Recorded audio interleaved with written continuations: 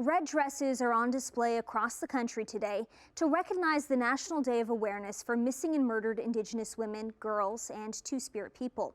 The day is marked by displaying red dresses on hangers or even putting a red light outside doors as a reminder of the thousands of victims who have been subject to disproportionate violence in Canada. Ceremonies, marches, and vigils held from coast to coast to raise awareness about the ongoing problem. Manisa Danabalan joins us now with more. Hey, Manisa. Hey, Callie. In 2019, almost 4 years ago, the National Inquiry into Missing and Murdered Indigenous Women released its final report, which found that Indigenous women and girls were 12 times more likely to be murdered or go missing than any other group in Canada. Now, many are calling it a crisis.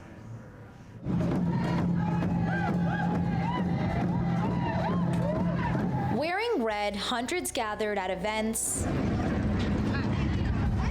and marches. From coast to coast, red dresses are displayed on trees and walls as a symbol of the lives lost. We see them hanging from the windows, creating a dark silhouette that blocked the sun, which continues to rise even after our world has been shattered. We see the woman who wore that crimson cloth. Red Dress Day was inspired by the Métis artist Jamie Black's The Red Dress Project. It was an art installation that provided visual reminders of the national crisis of missing and murdered Indigenous women, girls, and Two-Spirit people.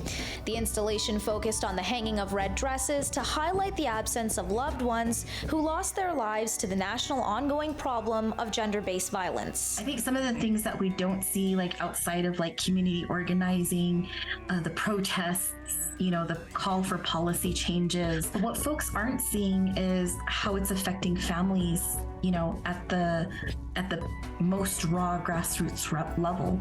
A lot of times families become their own advocates. They become their own investigators. In 2016, the Canadian government launched a national inquiry into missing and murdered Indigenous women and girls. The final report was released in 2019. It outlined 231 calls for justice to bring changes. This includes making sure police respond more quickly and conduct more thorough investigations. There's more and more women going missing.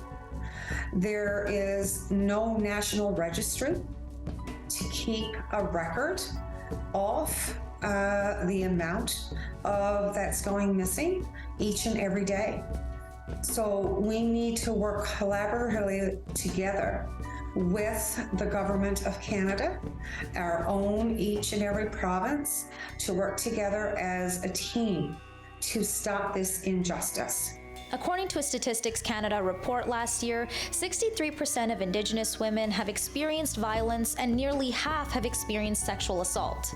Winnipeg has been called ground zero. At least 28 Indigenous women in Manitoba have died due to violence since May 2020, and the majority were in the province's capital. Families in Winnipeg and throughout the country continue to experience the tragic loss of loved ones to this crisis. Earlier this week, the House of Commons unanimously backed a motion declaring the deaths and disappearances of Indigenous women and girls a Canada-wide emergency.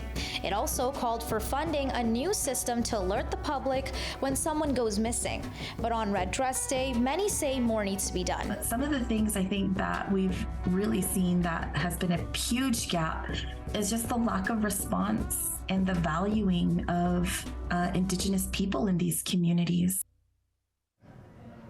You can participate today by wearing red, hanging a red dress, or taking a moment of silence. Many local Indigenous organizations are also holding events throughout the day, and advocating to the government about the ongoing crisis also makes a difference.